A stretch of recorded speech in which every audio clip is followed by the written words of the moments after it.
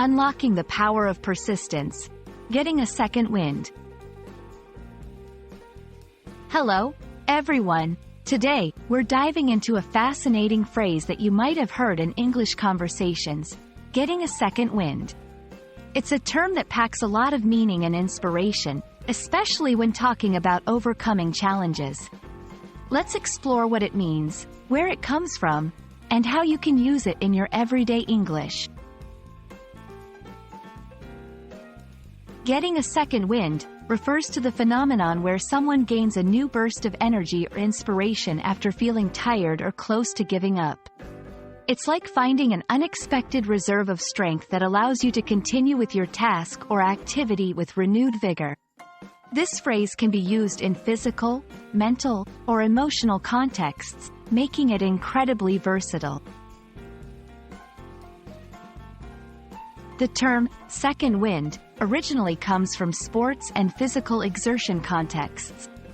It describes the point during strenuous exercise when breathing becomes easier and the athlete feels less fatigued, even after a period of feeling exhausted.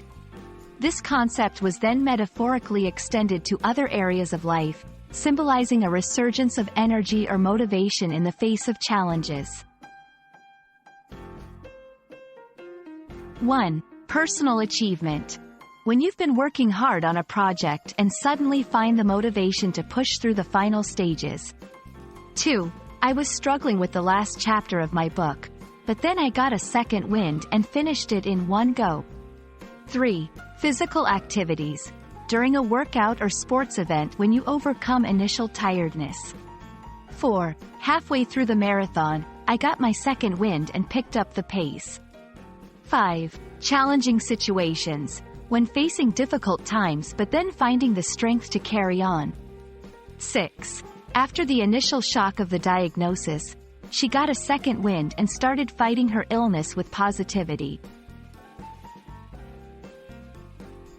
Understanding and using the phrase, getting a second wind, not only enriches your English vocabulary but also offers a powerful metaphor for resilience and perseverance in life. It's a reminder that even when things seem tough, there may be a reserve of energy or hope that we can tap into to keep going.